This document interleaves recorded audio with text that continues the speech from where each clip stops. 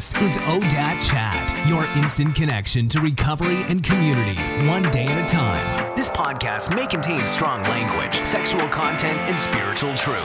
Listener discretion is advised.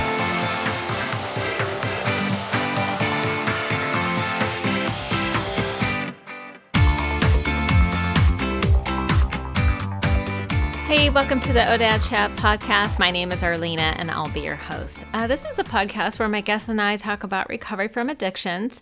And while it's important to unpack the issues that cause addiction and how it affects us, it's even more important to talk about solutions, including the 12 steps, books we've read, and the teachers and ideas that contribute to long-term recovery. If you enjoy the podcast, don't forget to subscribe on iTunes or Stitcher, or you can just listen online by visiting odatchat.com. Today's episode is with my dear sweet friend, John. This guy is so generous, he gave away his kidney to save his friend.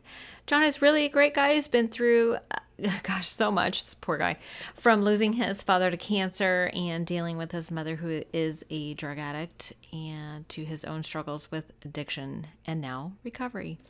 With that, please enjoy this conversation with John. So John, welcome to the podcast. Thank you. I'm so glad you were able to come. We had to reschedule this a couple times, so thanks for being understanding.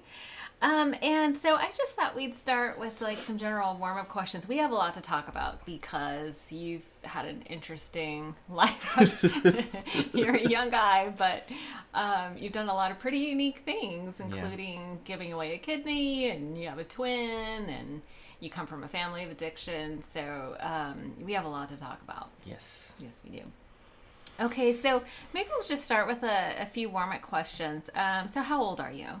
36. You're 36. And what do you do professionally? I'm an open space technician for the Mid-Peninsula Regional Open Space District. Oh my goodness.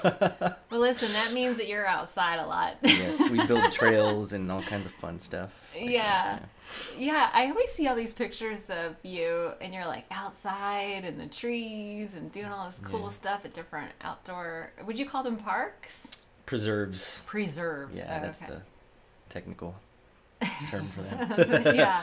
So, I'm a little bit jealous, I have to say, because I'm in an office, but no, that's awesome. And have you lived in the Bay Area your whole life? Yes. Well, there was a short time when I was in the military where I lived in Connecticut. I lived in Illinois, Connecticut. Okay. Illinois and Connecticut. What branch of the military were you in? Navy. You were in the Navy. For how long? Just a year. Oh. Yeah. It was honorable. That was my next question. It was an honorable discharge. Yeah, that's awesome. Okay. In the Navy. Yeah. Excellent. And let's see. What about relationship status? I think currently I am in a relationship. In a relationship. Yes. Yeah, she's adorable too. Yes. Oh my goodness. You guys are such a cute couple. She's pretty awesome. Yeah, you guys are like Ken and Barbie. If Ken had tattoos. Right. Sober alcoholic Ken. I know.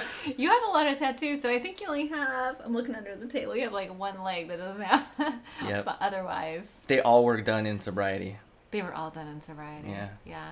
Seems to be a trend within our. Yeah. Yeah. I got a little link myself last couple of years. Don't tell my mama. And so tell me a little bit about your family of origin. I know you have a twin brother, but what do your parents do?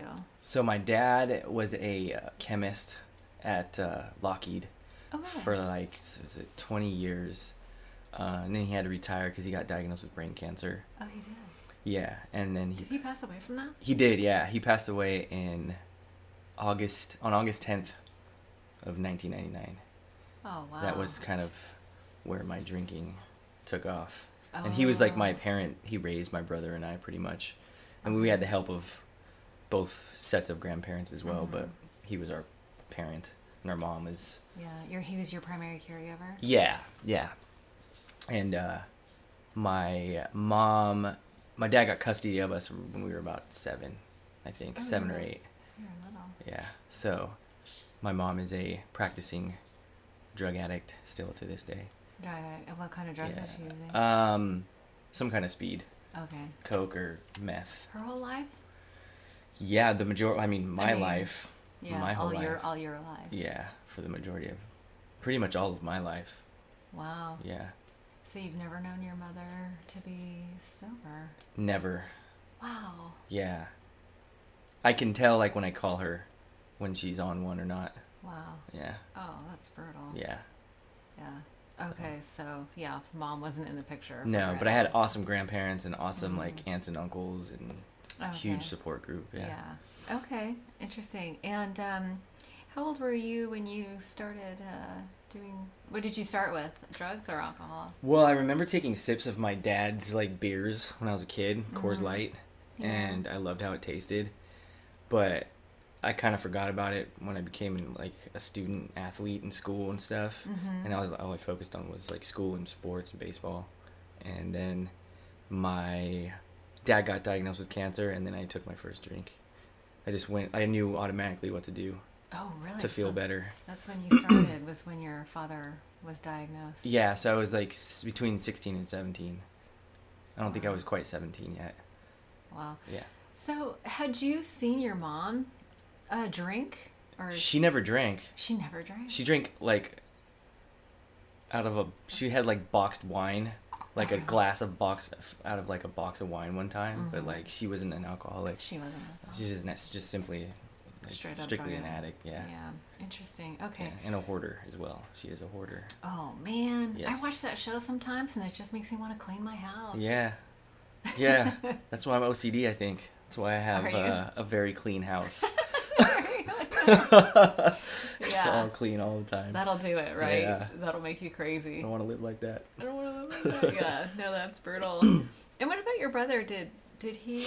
How did he respond to your father's diagnosis? He just like completely, like, just shut off. Like he was already smoking weed and stuff. Like he started, and I was the one that would like tell him he needed to stop because his life was gonna suck. Right. And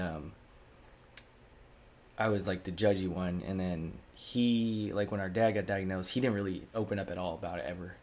Really? He never said anything.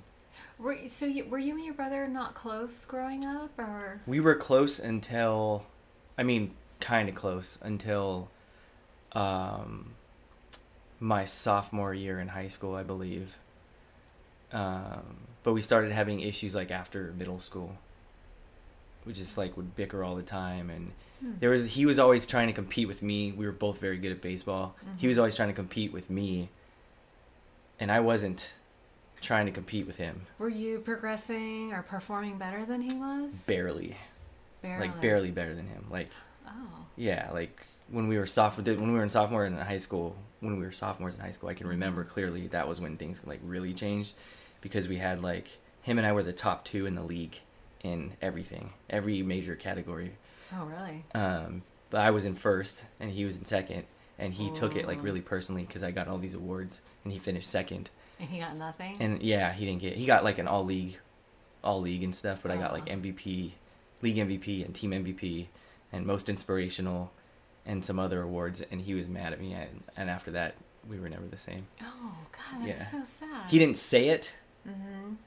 But you felt it. But I knew that looking back is when I can identify when it changed. Looking back, and at the time I just kind of figured we were just brothers and fighting, and then I kind of just like forgot about what, like didn't think about the reason why until later on, like in life, actually probably like the last year. Isn't that trippy how, like, even though sometimes we don't say anything, we might as well, because it's written all over our face. Yeah. It comes out in every way that we interact with someone else. That's got to be really hard. Yeah. And you guys live together. Yeah. But it's funny because if you don't have those communication skills, right, then we just stuff our feelings. Yep. And both of us did that. Both of us did that. Once my dad got diagnosed, we both did that, but in our like different way. In different ways. So you started drinking. I started drinking, yeah. And he was already drinking and smoking weed. And so I started drinking, and then I started smoking weed, and then I started taking ecstasy. It's just like super quick. I met some like raver people. So like in rapid succession. Yeah. You just started. Like I was on this party line or something when I was like a kid. I was like I don't even know what I was. Party line. That's when you get on the phone, like you dial a number and there's like all these people on. It's like before like the internet and and chat rooms. Yeah. And I met these like raver people, and they were all like these super like, they were so happy and like very like fun. High. They were like so loaded. And I went to Menlo Park of all places, because they like lived in these like really fancy neighborhoods. Nice. But they like wore like all these like candy bracelets because they were candy ravers.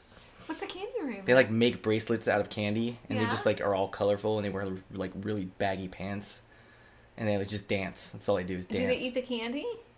Or They is eat the it candy when they're high on ecstasy. Yeah. But they were like, we want to give you this for free. We want you to enjoy this and experience this. And I was like, well, you guys look fun, so okay. That's what they tell you. Yeah. The first one's free. So I brought a friend with me, and we got mad because they gave us these ecstasy pills, and even before we were like alcoholic, I was an alcoholic. I was like, I want the feeling now. And it didn't. It takes a long time. I didn't get the feeling, and 45 minutes had passed, and I was like, what the hell? And I was like, let's get out of here. So we just left, me and my friend. And like right as I was getting back on 101, it hit you. I was at a light, and I looked at my friend, and I was like, Rich, I love you. That's exactly what I said. And he's all, we felt it at the same time. Then He's like, I love you too, man. Yeah, and then we went to the mall. No thoughts of going back to the party. No, it wasn't even a party. It was daytime.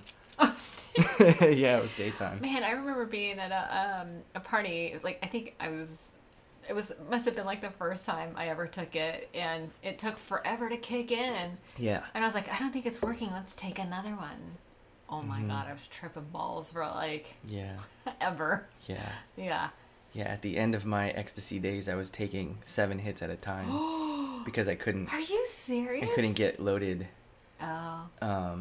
With the normal 1 or 2. Wow, that's intense. Yeah. And so we're skipping ahead, but how long did you take drugs for? So you're talking about the last time you took ecstasy was right before you got sober? No, the last time I took it was only a year progression of ecstasy where I ended up just did taking it for a 7. Yeah. But I did drugs from. I drank and did drugs from, I think, like 1997, 98, until 2008, when I first got to AA.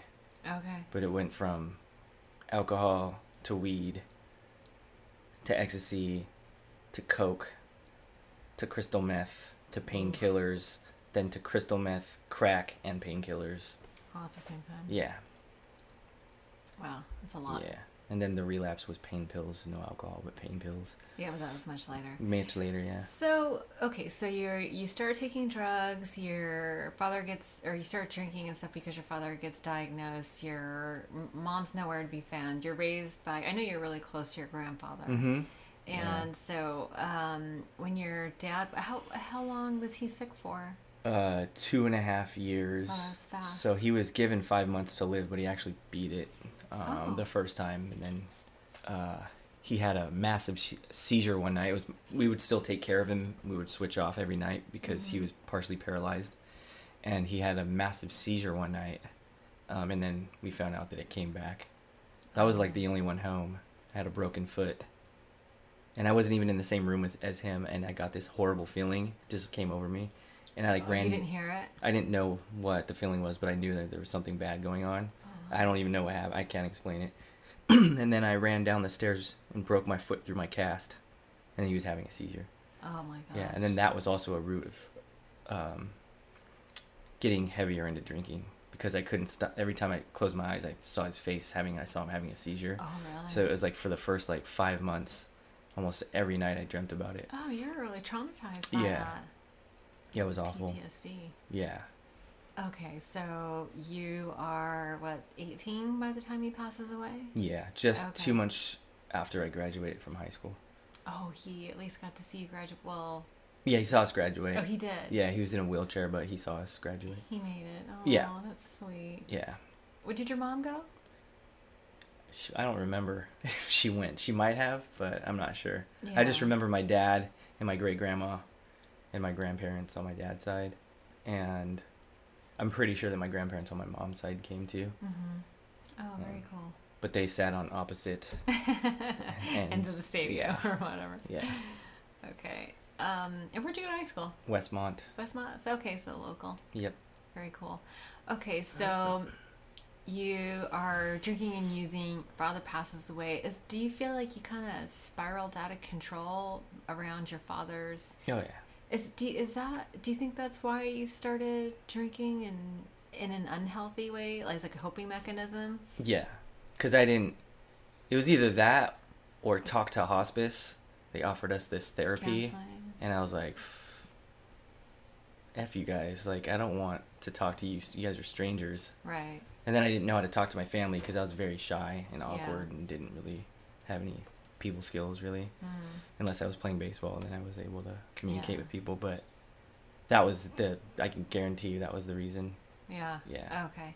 So what happened to you that you decided to get sober? Nothing. Well, not nothing, but I was homeless. How'd you get homeless? Well, because I stopped opening mail, and I think like 5 or 6 years of no opening mail, and then stopped paying rent. Oh, and then that'll do it. And then I was living in my car. And was it because you were spending all your money on drugs? Yes, there was a few times in my using and drinking career where I got, one time I got $15,000 and it was gone in 2 weeks. Wow. Another time was like 12,000 and 10,000 just from family, like. Oh, trying to help you get on your feet? Well, one was inheritance. The other was like just a gift from my grandma. Mm-hmm. She clearly didn't know like what I was doing, like that I was, because she lived kind of far away. And then,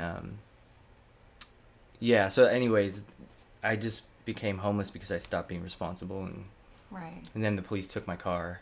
Oh my God. They kick you out of it? Yeah, so then they impounded my car, so I didn't have a place to live after that. Oh my God, that's awful. Yeah, but I was still working for the city at that time, but then I quit, and so I was homeless for like a year and a half. Like kind of just sleeping in random places, and then sometimes outside, once or twice outside. Sleeping in random places, meaning with friends and stuff? Just like whether it was my mom's futon or in her like the one bedroom that she lived in with her boyfriend and some other friends of hers that were addicts. Right. Or I would I met this guy, and we used to just like smoke copious amounts of crack together. Oh my gosh. And I would just stay I just moved in. He lived with his sober, like totally normal cousin, and I just moved myself in without asking. Oh my gosh. Yeah, and lived there for like 6 months. Wow. Didn't pay rent or anything. Wow. Yeah, totally took advantage of that guy. But I got sober because I had a job interview one morning, and I would promise myself that I would quit 5 days before the job interview. And I was up for those 5 days. I couldn't stop. Oh, wow. And then the night before, I basically kicked that guy out of his own house, because we had an argument over the drugs. And I got mad at him, and I kicked him out of his house and took his keys, and he couldn't get in. So he just left. And then I was up all night, and then I went to court. I had a court date. And then I had a job interview, then a court date. And what was the court date for? Just misdemeanor, possession or under the influence. I can't quite remember. Just small stuff. But when I was homeless, you catch cases like that a lot. Yeah. Well, I mean, I was catching them when I wasn't homeless too. Did you ever go to jail? I did, yeah, but not for long. Until the local jail, like Elmwood or. Yeah. The first time I ever got arrested was with ecstasy, and that was a really serious offense. But it was my first time, so they kind of were lenient. Okay. And then I didn't get in trouble again until years later. But I went to this job interview and was about 105 pounds, and I had a shirt and a pair of pants to my name, and they were both kind of nicer. So I wore those to the interview, but I hadn't shaved and showered, and I had long hair, and this panel of people, because when you interview for city jobs, there's panels of people, and they interviewed me, and I know the job, so they offered me the job after the interview. They did. Yeah, and I told them I'd get back to them because I just had some kind of a moment of clarity where I was just wow, I can't do this job. I can't even get dressed and take a shower. Right. There's no way I'm going to be able to do this job. And I also knew that I was just going to be working to get loaded. So I just, I didn't even end up calling them back. I just went to court, and the judge looked at me once and asked me when the last time I got loaded was. And in between the job interview and court, I finished the bag that I had. And so I told him that I got loaded right before I got to court. And then he was very happy that I was being honest, and he was going to let me go. And up to that point, I had been like, anytime I got stopped by the police, I was always honest with them because I knew they'd be easy on me. Yeah. But this time I was actually like wanting help, and he was going to go easy on me. Then I told him, if you let me leave, I'm going to die. And so he's like, well, there's no treatment beds available anywhere right now, so I'm going to have to put you in jail. And you were like, okay. I was like, that's fine with me. So wow. I went to jail for, I think it was like 3 weeks. 3 weeks? Yeah, to wait. But like Wow. a week into it, because I was so loaded So all the time. You detoxed in jail? Cold turkey, yeah. Oh, brutal. Off cigarettes, meth, crack cocaine. I had a 50 Norco a day Oh my gosh. habit, plus 8 to 10 Oxycontin habit a day. You must have, what? So I was Where withdrawing, did you get the money for all this? hustling, hanging out with like What does hustling mean? I Hustling- sound like such an old woman. there's now. all Is kinds this of like, things you could do to hustle. Like I lived like this is it one like person stealing or basically. yeah, okay. Or whatever. I mean, like I lived on the Fraternity Row in downtown San Jose, so I like would roam sure. around there, Yeah. and we would find dumb college students basically because we knew they were stupid and like that they wanted to get loaded, they wanted Oh. weed or something, Oh. and so we would tell them basically that we had an ounce, and they were dumb enough to give us their money. And you just disappear. Yeah, at the time, well, still to this day, I think they're dumb for doing that, but.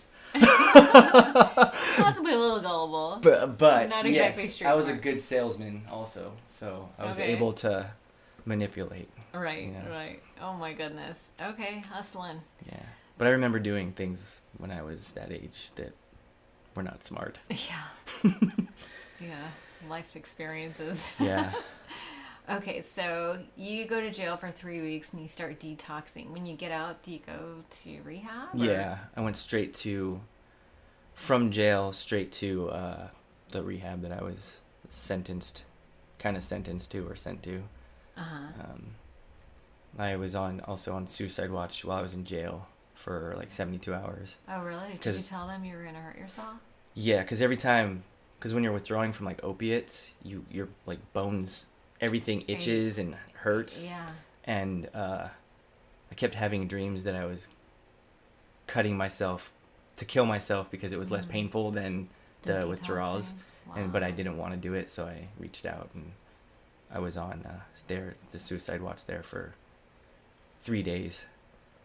And then I prayed for clothes on the 4th day, and my clothes came like 10 minutes later. Really? Yeah.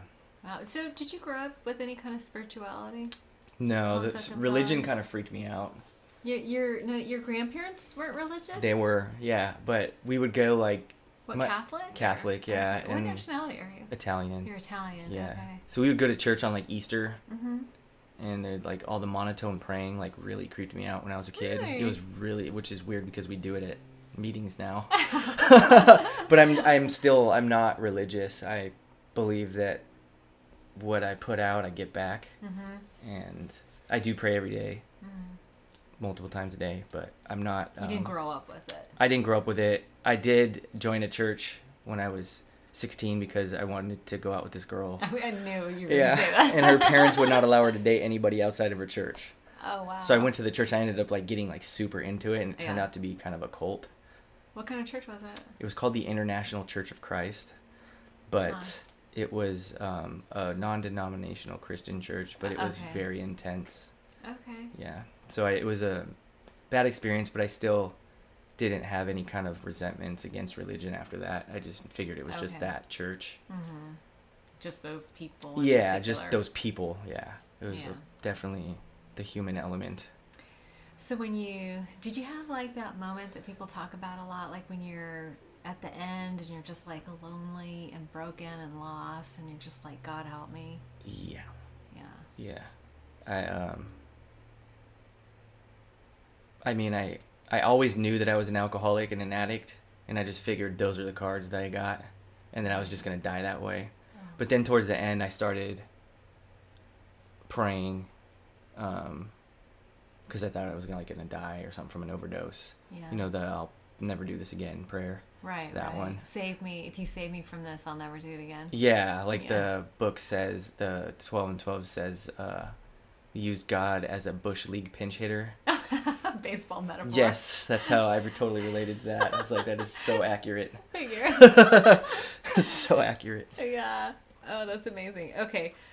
So, you're in jail. You go to rehab. Yeah, treatment options. It's no longer around because the county, I guess, ran out of money. Oh, okay. For it, but it was a great place. It was just an apartment complex on the east side. Uh-huh. So it was like we were in the middle of a neighborhood where there was just drug transactions going on all around us. Like you could see, I mean, sometimes we would see it, but right outside your door. Yeah, it was like, but one side was women, one side was men. Mm-hmm. And I'm sure nobody ever crossed those lines. Yeah, they actually had cameras and people still crossed the line. Of course they did. Yeah.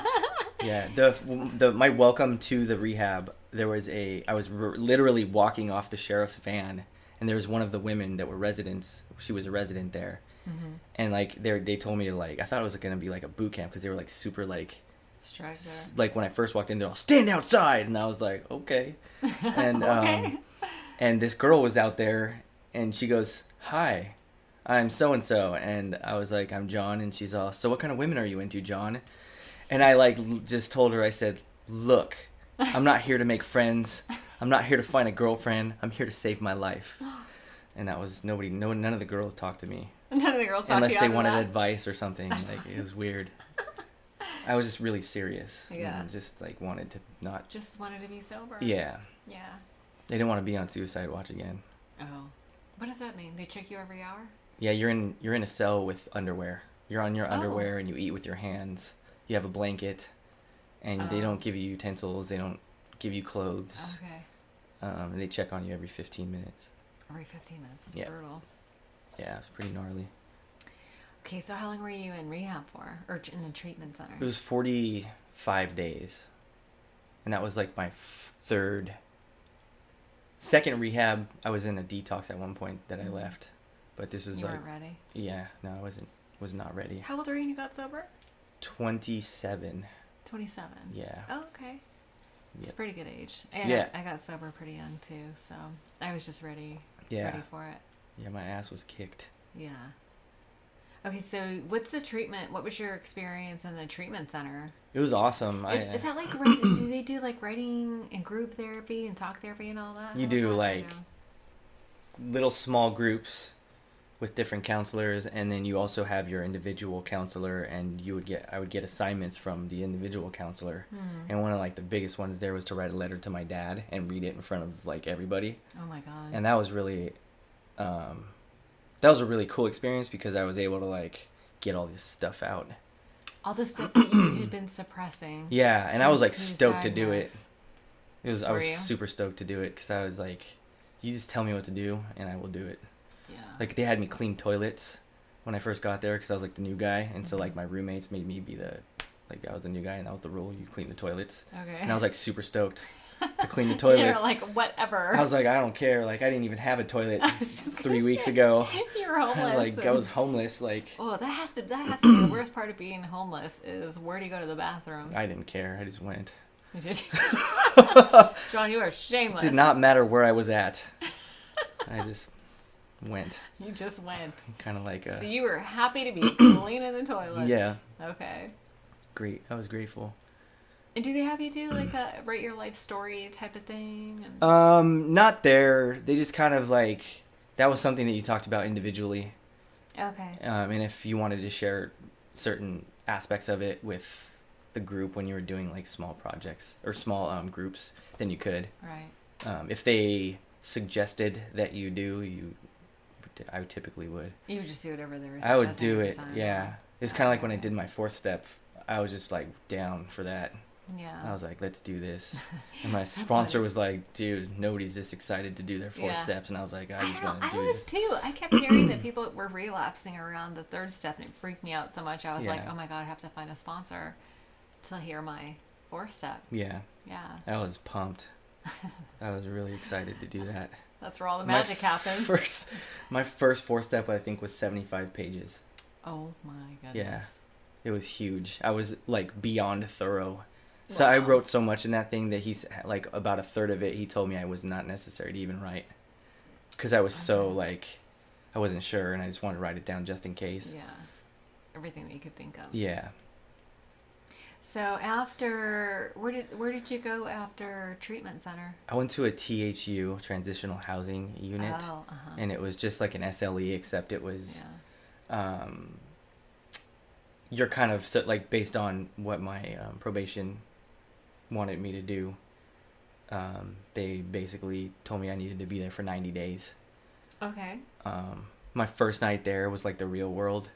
There was like this one guy, that got intaked with me, and he came back that night, loaded, and so they made him leave, and then there was a brawl between two guys. Like, I was just like, oh my god, this is like, what did I get myself we're into? sober. Worse This is than nuts. Emotions all over the place. Yeah. And then I was just there like watching. Everyone's just, all like, codependent and getting involved. And... Yeah, and I was just watching because I was just like, this is note to self. This is not what I want to do. Right, yeah. Were you working yet? No, but I was like rigorously trying to find work because we had to leave the house from like 9 to like we couldn't get back before 3:30. So I would just like take. They didn't want people just laying around all day. Yeah, and I was like in way deep south, like San Jose, like Bernal. Really far. Past Bernal on Santa Teresa, like towards Morgan Hill. Right. And so I would have to take a bus to the light rail to the bus.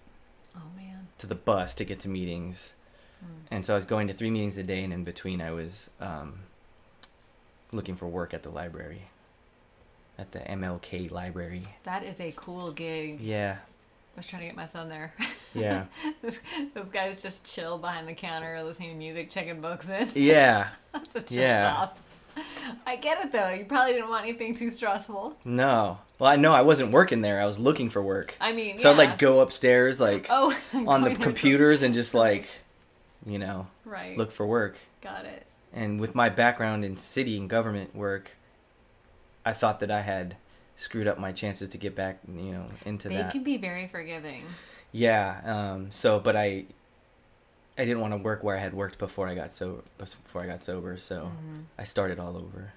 Oh, okay. Yeah. It took me. My first job was at a skilled nursing facility, doing renovation and building maintenance, and I was like so into the program and like so like practicing my steps, and I was like the guy that's like telling everybody he's in AA and stuff, and then it's not funny when people first get sober, they're like shouting from the roof. Yeah, I'm sober, let's talk about sobriety. Yeah, and I remember like every year they had like an Employee of the Year award there, and it was like a nursing facility, and I was like the building guy, like the guy handyman, and I got Employee of the Year out of like the nurses and everybody.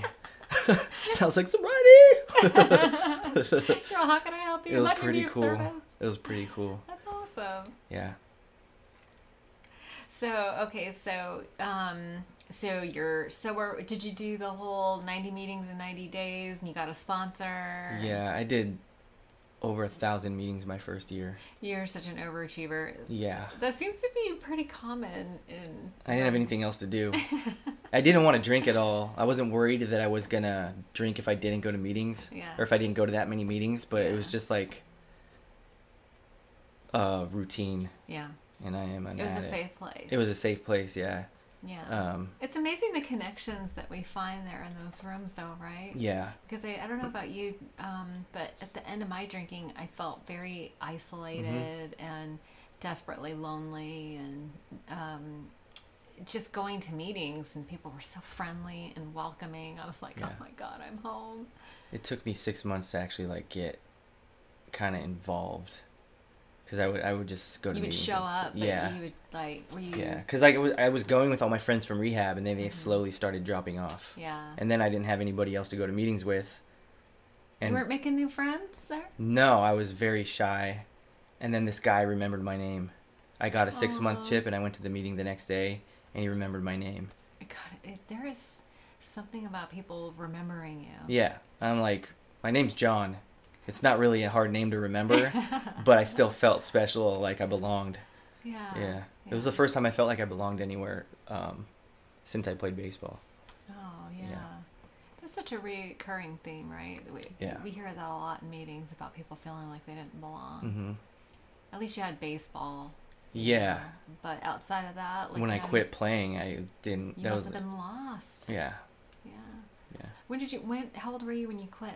I was 18. So 17. When you graduated? Yeah, my dad was sick, and I just didn't want to, like, when I realized he was going to die, I didn't want to play anymore. Oh, at all? No, I had 3 offers to play in college.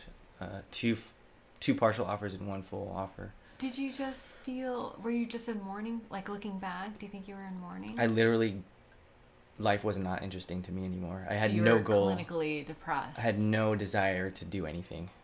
Wow. Yeah. Like, literally all my your drive was ambition gone. Yeah.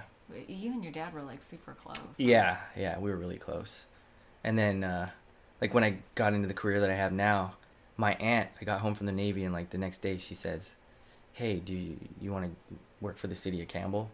And I was like, nah. I had no drive. And then, like, the next day I was like, I slept on it, and I woke up, and something in my head told me, like, what the fuck is wrong with you? Like, you need to, like, take that job, that opportunity. Yeah. And that's the reason why I do what I do now, because I took that opportunity. Oh, wow, that's amazing. Yeah. Yeah. So, but even then I didn't have any desire for, but something told me just to say yes to that. So. Wow. So if we fast forward, so you're working, you're sober, you're going to meetings, at 6 months you started it took you 6 months to really, like, feel connected and, like, you belonged again? I got invited camping, and I didn't want to say yes. Everything inside of me wanted to say no, but what came out was yes. Okay. And I ended up on that trip meeting Kimmers. Okay. On that trip. Mm-hmm. Just from saying yes one time, I met Kimmers, and I met the 2 people, 2 of the other people aside from Kimmers that ended up saving my life in my relapse, just from saying yes one time. Really? Yeah. The first yes that I actually outwardly said, aside from going to meetings in AA, ended up saving my life. That's amazing. That's just one yes. Yeah. That's not including all the other yeses that have done all kinds of miraculous things. I know. Yeah. So let's get into that a little bit. So you get sober, and listen, Kimmers, I don't know if you know this or not, Kimmers was my first sponsor. Yeah, you told me that. And I picked her because she remembered my name. Oh, whoa. Yeah. That's awesome. It's funny that you say that. Yeah. But yeah, she remembered my name the second time she met me. I was shocked. Like, Arlena is not an easy name to remember. And but she remembered my name, and I kept hearing about the 4-step, and I was so scared to get loaded that, I was like, oh my God, okay, I'm gonna have to find a sponsor. And when she remembered my name, I was like, okay, she's the one. Yeah. Yeah. She's a pretty amazing human being. She sure is. Yeah. So, and you think she's such an amazing human being that you donated one of your kidneys to her. Yes. How did that come about? Well, on the camping trip, I didn't know her, but I ended up riding with her somehow. Got connected with her and another person, and we ended up, because everybody would try to go in groups to carpool there. Yeah. And so that's how I met her. And and I had known who she was before that, because I saw her speak at meetings all the time. And I always thought that she was an awesome speaker. Yeah. And then when I got to hang out with her, I was like, this chick is awesome. And I just would see that the things that she was saying, she was actually, her actions followed her words. Her feet matched her. Yeah. And then I think maybe a year after I met her, I can't remember exactly how long, I overheard a woman that was a mutual friend at a meeting talking about how her kidney was, like, eventually gonna fail. And, like, I didn't say anything. I was just like, wow, that's, like, horrible. Like, and I just, to myself, had this, like, from head to toe feeling come over me that, like, I was just gonna help her out one day. And I didn't say anything to anybody. And then, the 4 years later, or however long it was, I was at a meeting, and I overheard the same exact person saying that her kidney was failing. The same Making exact worse. person that was saying that 4 years prior. Wow. And I was like, hey, call her and tell her I'll give her mine. And the person... What are the odds that you're a match? They're not great. But I knew that I Right? was O positive, or O positive is O negative? universal. Oh, O negative positive. or O positive, I can't remember. The O's. The O's, yeah. One of those O's is a universal donor. You're which a universal donor? I'm a universal donor blood-wise. shit. So I knew that would increase the chances? probability of me being able to do it. But it's not always just the Wow. blood that has to match you. You have to have a tissue match? You basically, what they do is they, like, I had to do all this blood work, and they basically take her blood and my blood, and they, like, mix it, and it was a huge, like, it was like an 8-month process just to prep you. just and to her. find out if I was good at, A match. yeah. And then that's also, Wow. them checking all your major systems in your body to make sure that you're That able to. You're healthy enough. Yeah. And so basically what happened was I told the woman, I was like, tell her I'll give her mine. And she's like, yeah, okay. And then I was like, no, I'm serious. Tell her I want to give her my kidney. And she's like, okay, I'll tell her. And I didn't hear or see from her for a while. So I sent her a text message, and I was like, hey, Kimmers, I kind of heard that this was going on or whatever. And I was like, I'd like to give you my kidney. And she was like, okay, John. And I didn't really bug her often about it. That's so funny Yeah. that you had to bug her about it. Yeah, she didn't ask me to do it at all. She was just gonna go on the list, and then I think after 3 months of texting her like once or twice a month, she called me one day and she's like, "Hey, I got my appointment at UCSF in 2 weeks. If you're serious about doing this, you can come up with me. If you're not, it's totally okay. This is a big deal. Like, Right. I know your It is a big intentions deal. are good and you mean well and all that stuff, but if you change your mind, you don't have to." And I was like, I'm down. I was That like is so super crazy. stoked. Why? Why were you so... I don't know. I just knew like that feeling that I had Yeah? 4 years prior was a feeling that I needed to listen to. That is And amazing. It was crazy. Yeah, I hear that. But I wish I would have told somebody back then right. about the feeling, because like right now it could mean like, oh, he's just doctoring up this story to make it seem so immaculate. But you don't even need that because what you did was so amazing. It's my understanding they basically have to saw you in half to get the kidney out. Is it better now? They or- saw you in half to put the kidney in. It's not that way anymore. They put it in the front, right? They basically laparoscopically removed it from me. Oh, they did? So there's like 4 small incisions on the left side of because they took my left kidney, on the left side of my Okay. abdomen, Yeah. and they pulled it out through my bladder. So there's like 4 2-inch scars. Your bladder. My bladder. Yeah. So there's like a small scar about 4 inches maybe Holy smokes. in my bladder, or on my, like you can see it on my On your abdomen. lower abdomen. Yeah. Yeah. And then you could still see like barely the 4 little laparoscopic scars. Oh my God, that is so crazy. So what was your recovery? Because I remember bringing food to your house Yeah. once. Like I think there was a bunch of people bringing food to you and Yeah. stuff and checking in on you. And Yeah. Yeah. when that all went down. How long ago was that now? The surgery was on my 34th birthday, October 9th of 2014. Okay. Yeah. So a few years now. Yeah, so we went through that process. Originally, I was going to be Plan B. They were going to give her a dual transplant of a pancreas and a kidney Holy smokes. because the pancreas could cure the diabetes. Oh, And so basically really? that was going to happen. And I was like happy for her, but bummed out that I wasn't going to be able to do it. I wasn't going to be able to do the surgery. But then I guess the doctor changed his mind Oh. because I don't know if it was a longer list and there was some other health concerns regarding that. So basically she called me like a month later and was like, the doctor changed his mind. So she's still living with the diabetes. She just has a new kidney. Yeah, and that's the reason why her kidney had failed, because of the insulin dependent, basically. Yeah, Oh. it wasn't because of her, it's not like she was eating bad or like Right, she was just part of the... Because I remember back in the day when I think it was after she sponsored me that she got her first. So this is her second kidney transplant. Her mother gave her her first one. Okay. Her first transplant. Yeah. Her first transplant. So is she gonna have to do this every 10 years? I guess the life now of kidneys, it's the life expectancy is longer now. It's like anywhere between like 13 to 17 years. Wow. But I actually know somebody that's has a donated kidney, and it's been 20 years and they're still super healthy. Okay, they don't need another one. Yeah. That's intense, dude. I'm sorry. Yeah. And so you relapsed around the pain meds. The pain meds. So Yeah. how did that? Well, listen, I know how that happens. Pain meds scare the crap out of me. Yeah. They really do. It's like you have to be so. How many years sober were you when you did the transplant? 6.5 years. Okay, so you Yeah. had some pretty solid sobriety by then. Yeah, and I was really active sponsoring You were people. really active, yeah. So it was the drugs that took you out. Well, Because it was story. it was the drug that helped, but I feel like had I properly prepared What would you have done different? to get ready to take those, Yeah.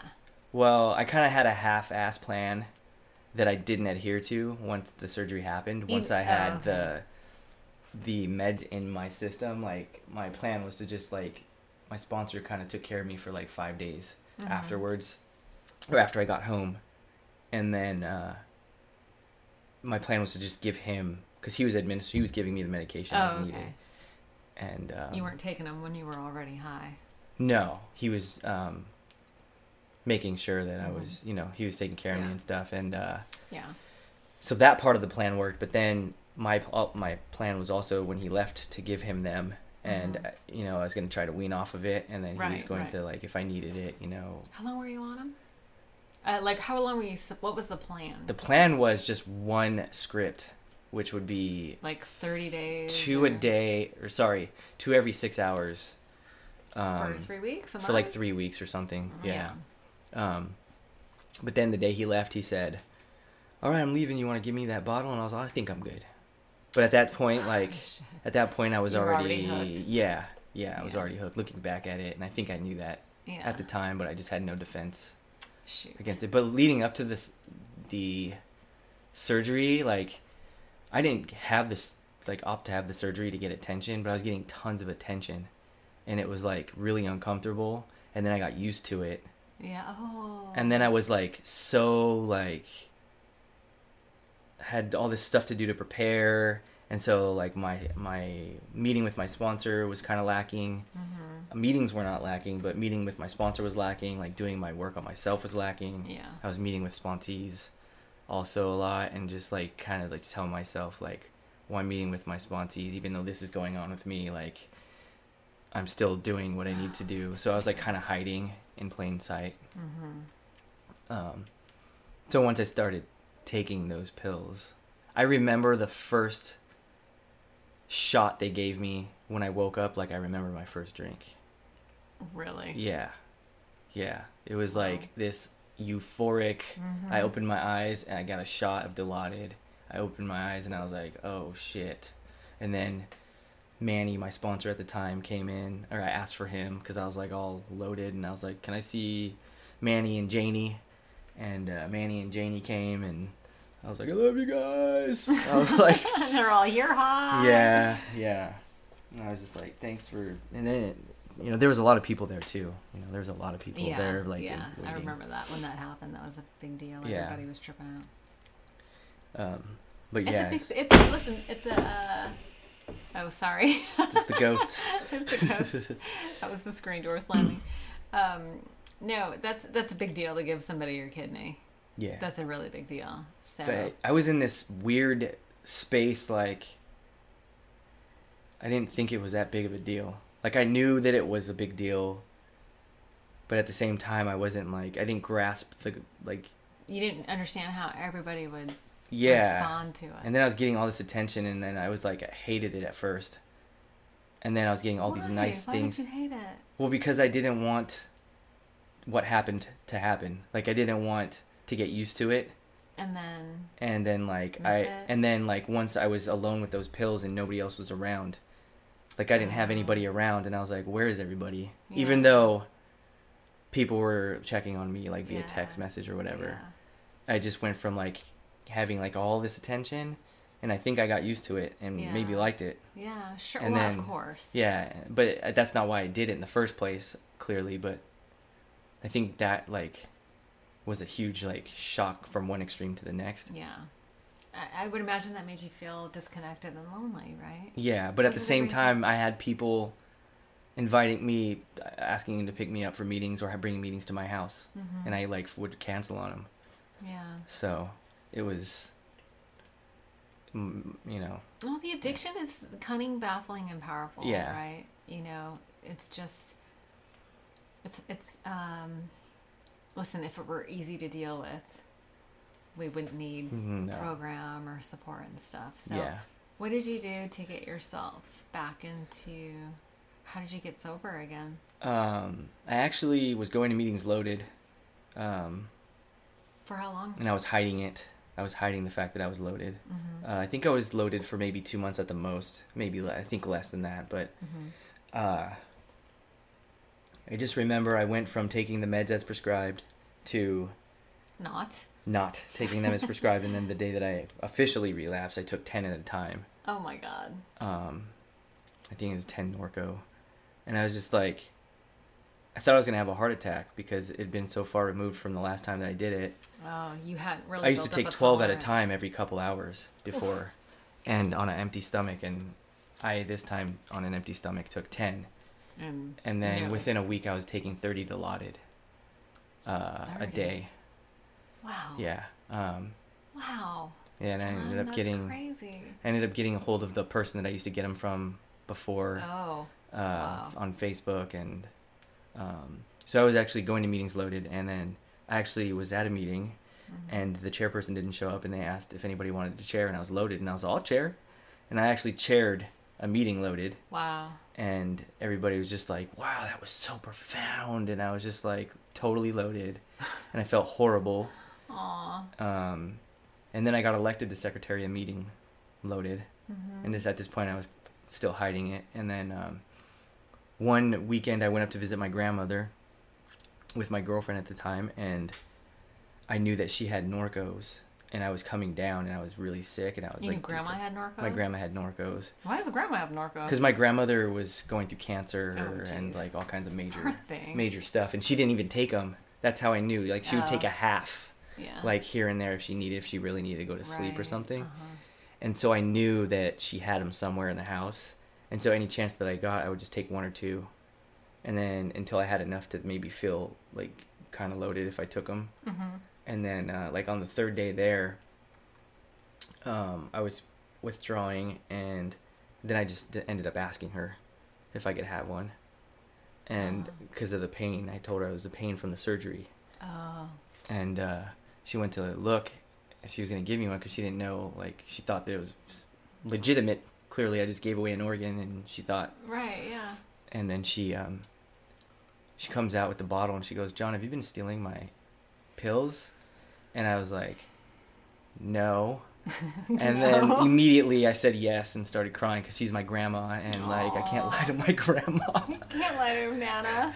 Yeah. And she was like, she sat down next to me, and I was like, I relapsed, and my girlfriend didn't know either. I think I might have told her a little bit before that, actually, that I relapsed. Right. But I said I think I relapsed because I didn't want to tell the whole truth, right? Because it just made Right. sense at the Right. time. And then my grandma was just like, I understand. I don't understand, but I know that you're struggling. Yeah. And she's like, you just got to call your AA friends. Aw, she knew what to do. Yeah. She's like, you got to get back on the horse. And I was like, okay, but can I get a couple so I don't get sick? And she gave me, because she didn't know, like... She didn't know. I was like selling it, you know? Right, right. I was selling it. Yeah. And then I ended up getting home, and then I took more. I kept taking it for another week or so, and I was counting days, but still lying to people. And then finally I like really came clean, and then I went to the meeting and made an amends to the group for being loaded as a secretary. What meeting were you? It was in Bernal. It was a meeting in South San Jose. Oh, okay. Where I was living at the time. Oh, right. But I remember praying for like 3 days for God to remove the obsession, and I couldn't stop. Yeah. And then finally on the last day, I was supposed to go on a hike with my buddy, and I was going to tell him what was going on. And then I met him at SNL in the morning at the Great Fact meeting. And he's like, oh, I can't go hiking. But like having the time that I had before and knowing like how things work, that I knew that wasn't a coincidence, and that I should still go into the meeting even though I don't want to. And then I heard this guy say, the speaker who I'd never seen before, he said, I choose life today. And then I knew that that was something that I needed to listen to. But then I decided that I was just going to kill myself. So I actually made a phone call to that person, and I asked for like 300 pills. And I was just going to get all of them and swallow all of them. But they invited me to go to breakfast at the meeting because they go to breakfast all the time. Yeah. So I went to breakfast, and I didn't want to be around anybody. So I like left, and I was sitting in the parking lot, and I was waiting for the person to call me, and I thought everybody had left basically, and those two people that I were at the camping trip that I met that I said yes to, they walked out of the restaurant. So then I told them what you were doing. I knew that because I had been praying to stop for 3 days prior up to that point, and they walked out of the restaurant, and so I knew that that was the answer. Wow. And even then I wasn't being fully truthful. They're like, and then they called Kimmers. Uh-oh. And Kimmers came within 15 minutes, and she's like recovering from being completely cut open. Right. And she came, and she's, are you loaded right now? Or when was the last time you got loaded? And I was like, 2 days ago. And I was like, I got loaded the day before. Right. And I sat there and I was like, what the fuck is wrong with you? Like, why are you you're fessing up, but you're not fessing up fully. Like, yeah. So I was like, I got loaded yesterday. And so then they helped me on, and they're like, yeah, you should probably check yourself in somewhere. So I checked myself into a psych hold. Oh, you did? Yeah. And I was planning on staying for 72 hours. Then I asked to stay longer because I was afraid. Yeah. I was afraid of not fully withdrawing and still like feeling the effects. So I wanted to make sure it was completely gone. Because I knew that if I had it out of my system, that I wouldn't do it anymore. I just knew that. And so that's why I stayed. And how long has it been since that time? 2 years and it'll be 2.5 years. 2 years and 5 months. It's 2 years and 5 months. It's 2 years and 5 months now. Now, yeah. Yeah. So how has life been different this time? Well, the first like almost year I was really angry because my pride was damaged. And my ego. Sure. Of course. It's hard to come back. Yeah. And I had a couple friends that I thought were like two of my best friends actually, that didn't want, once I relapsed, they decided they didn't want to be friends anymore. I wasn't a pleasant person to be around. We're assholes when we're relapsing. Yeah, I mean, I didn't like, I didn't do anything directly to them, but how I was behaving. Yeah.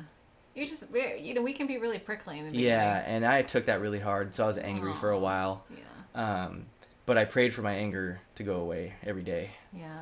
And you do a lot of service. Yeah. Do you think that was part of what helped you to stay sober this time? I don't even remember if I was in service right away, because I was like trying to do all the work that I could to like feel better. Yeah. Outside of getting loaded again. But I wanted to drink every day. Like I didn't even drink in the relapse, but I wanted to drink every day. I didn't even think about taking pain pills. I didn't think about, taking the pills again. I just wanted to drink. And there was one thing that the day before I actually got sober, I had a friend that had relapsed. I called him, and I knew that he was on meth, and I wanted to get some. And I was like getting the feelers out there in a passive way. I was like, dude, I'm craving like right now. And he's all, if you're calling me right now to see if I would give you anything, absolutely not. And he was in his disease, in his relapse. Wow, isn't that amazing? Yeah, and I'm so glad that happened. You must have been really pissed at the time. Yeah, but I wanted to drink every day because I was angry. Yeah. And then all of a sudden one day, it just stopped. It just went away? Yeah, because I kept talking about it. And that was before the relapse. I wasn't talking about everything I was going through. Emotionally, whether it was feelings about fear or whatever about the surgery or any kind of thing that was going on with me, I wasn't talking about. Right. And so I took that and just did the opposite. And still to this day, that's what I do. Oh, that's Just intense. rigorous, like reaching out. Yeah. Like if I don't know what the feeling is even, or why I'm feeling that way, I'll say it. I'll say I'm feeling shitty right now. Yeah. I don't know why or what the feeling is or where it's coming from, but this is how I'm feeling, and then people usually can help me figure out what it is. Listen, I think that is huge. I think that is really important to call that out because, listen, we spend so much time disconnecting from our feelings that it's no wonder that when we get sober and we have a feeling, we don't know what the fuck it is. Yeah. I always have this vision in my mind. Remember those old time switchboards where you see these ladies and they have all these plugs and there's all these holes and it looks all I feel like there is no cord that's plugged in when we first get sober. We're just left with all these plugs and we're trying to identify, oh, this is lonely, this is angry, this is, I mean, there's just so many shades of gray between happy and angry. Yeah. Right? No, totally. And talking about it is the way that we can identify and then process our feelings. Yeah. The first time I got sober, I was happy all the time and I didn't think about drinking ever once I got sober. And I was just just doing the deal. Yeah. And it's probably because I didn't know any better really. It was my the only time I had applied myself. This time I knew what I was experiencing were emotions, and I could not make myself feel better. And so I was angry at that. Yeah. I was angry at thoughts I thought people were having about me that were completely bull, Our brains do that. Yeah, but I was so mad because I knew that I was on this, I threw away my sobriety thing, and my sponsor was like, you didn't lose the time that you had. Right. But being in a relapse and knowing how to stay sober but not being able to get sober is a special kind of torture. Yeah. So the message is it's easier to stay sober than it is to get sober. Yeah. Do your work. 0 to suicidal in 40 plus days. Brutal. Yeah. Yeah. Yeah, there's a reason drugs are illegal. Yeah. Yeah. So listen, we're coming up on our time, and my computer is going to die. When we started, I was like, oh shoot, I got this new laptop. I don't have a cord for it. I hope it stays alive. But why don't we just talk a little bit, since the podcast is called ODAT Chat, it's one day at a time. Typically what I like to do is wrap up the podcast with, how do you stay sober now, one day at a time? Do you have a daily routine or a weekly routine? What does that look like for you? Well, I go to the ODAT meeting. Yeah. I decided not to go every single day anymore. Oh, really? Is that new? That's kind of new because a couple days a week decided to sleep in that extra half an hour before work. Yeah. And I just think a little that's self-care. Little self-care. Yeah. Yeah. And then so I've been doing that, but then the days that I don't go to ODAT, I go to an evening meeting.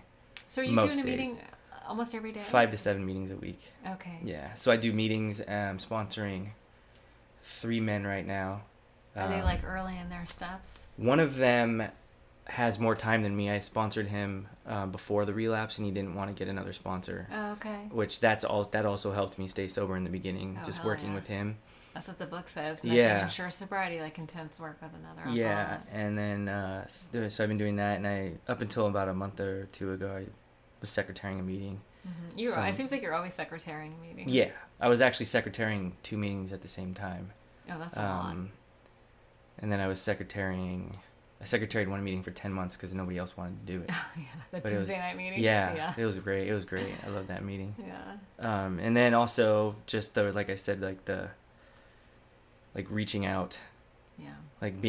When I was new in my relationship, I was not understanding all the strong feelings that I was having because I hadn't had strong feelings like that since I was in high school. Oh, wow. For somebody. So it was reaching out to people about that, whether it's AA related, addiction related, or life related. Yeah. Well, it's all related. It's all related. Honestly.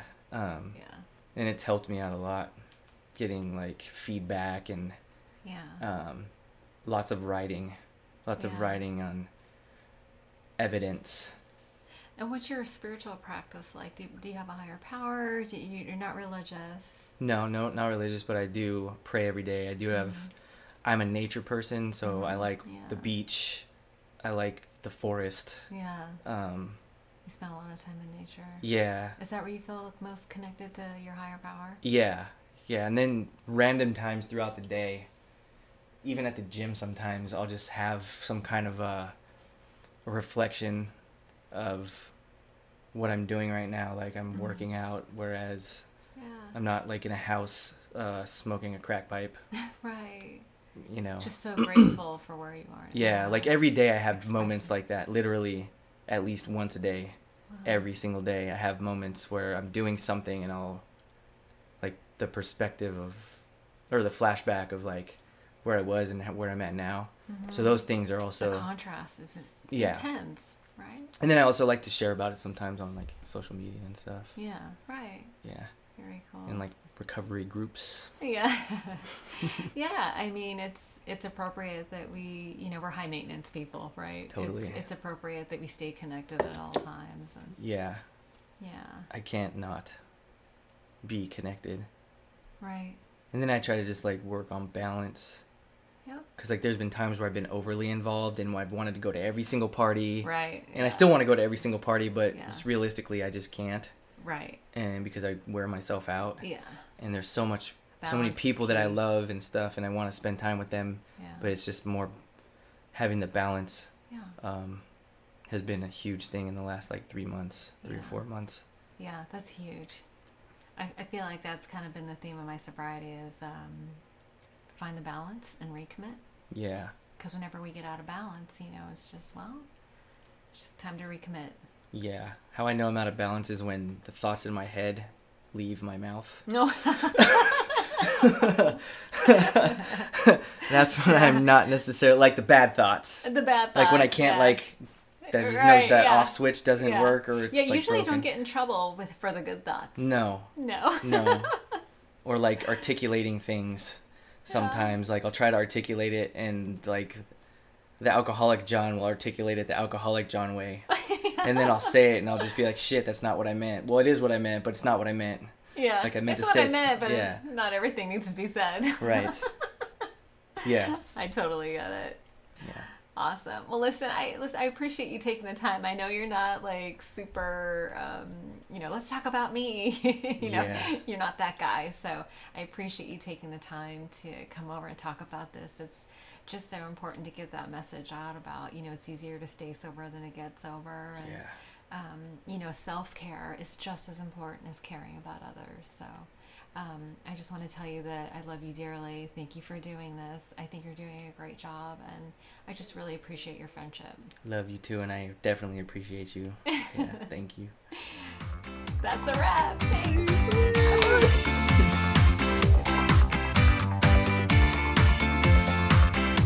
Thanks for joining me on the ODAD Chat podcast. Come visit at our Facebook page, the ODAD Chat podcast page. Leave questions or comments, make suggestions on future guests, and until then, have a great day.